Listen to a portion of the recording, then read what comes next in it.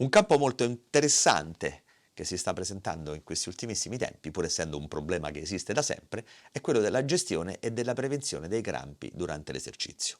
Quello dei crampi è un fenomeno particolare. Di fatto, storicamente, i crampi vengono trattati, in modo particolare nella prevenzione, ma soprattutto nella gestione del fatto acuto del crampo, attraverso la somministrazione di elettroliti. Insomma, si parla della somministrazione di magnesio, di potassio, nella gestione della prevenzione dei crampi, ma insomma, devo dire che sinceramente ormai la scienza sotto questo aspetto in questi ultimi anni è abbastanza concreta e perlomeno stanno dando dei risultati che sono condivisi per lo più dalla maggior parte degli autori e dalla maggior parte degli scienziati. E cioè in realtà la somministrazione di elettroliti gestiscono in un modo veramente irrisorio, per non dire irrilevante, la questione dei crampi. Perché questo? Beh, perché il crampo di fatto si innesca da un punto di vista fisiologico con un meccanismo che ancora non è chiarissimo, ancora non è particolarmente chiaro.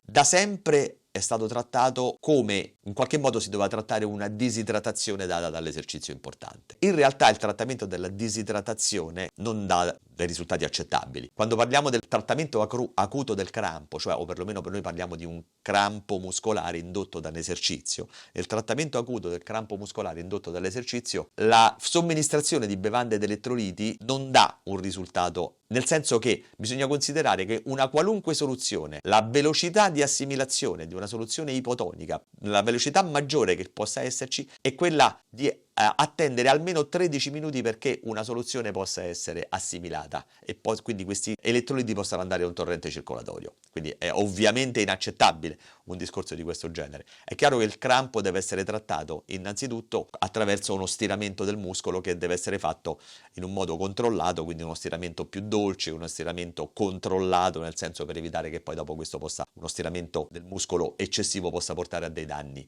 maggiori. Diverso invece è la gestione del crampo dal punto di vista della prevenzione.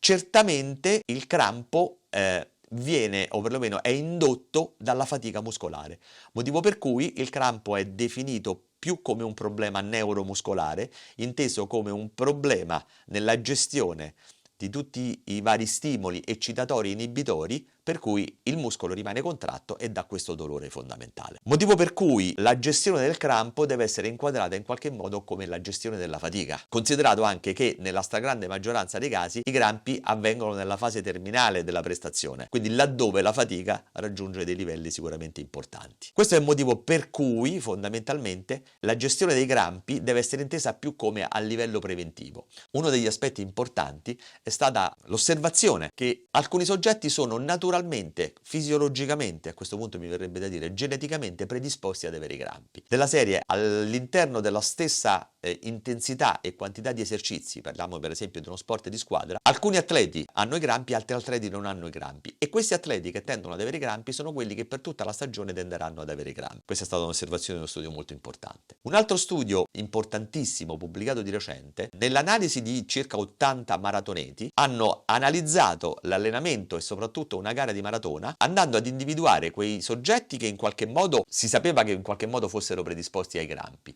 In ogni caso sono state fatte delle analisi di base sia del sangue che delle urine alla partenza e analisi di base alla fine della competizione, suddividendo coloro che avevano i crampi da coloro che non avevano i crampi. Per quanto riguarda la concentrazione di elettroliti non è cambiato niente tra quelli che avevano i crampi e quelli che non avevano i crampi, quindi evidentemente non è un discorso legato agli elettroliti.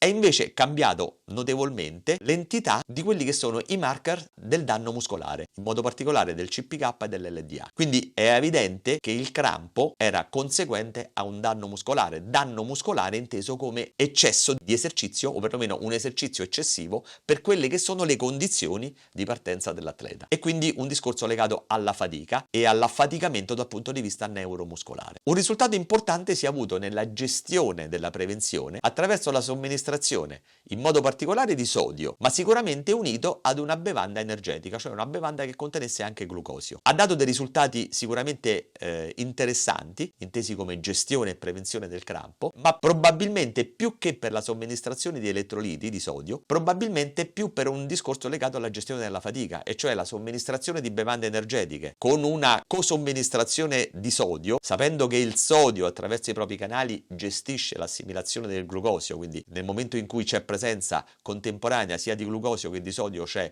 un cotrasporto attraverso i canali di assorbimento e quindi questo ha portato a allungare i tempi di comparsa della fatica e quindi la gestione del crampo è legata più probabilmente con questo atteggiamento preventivo più che altro alla prevenzione della fatica.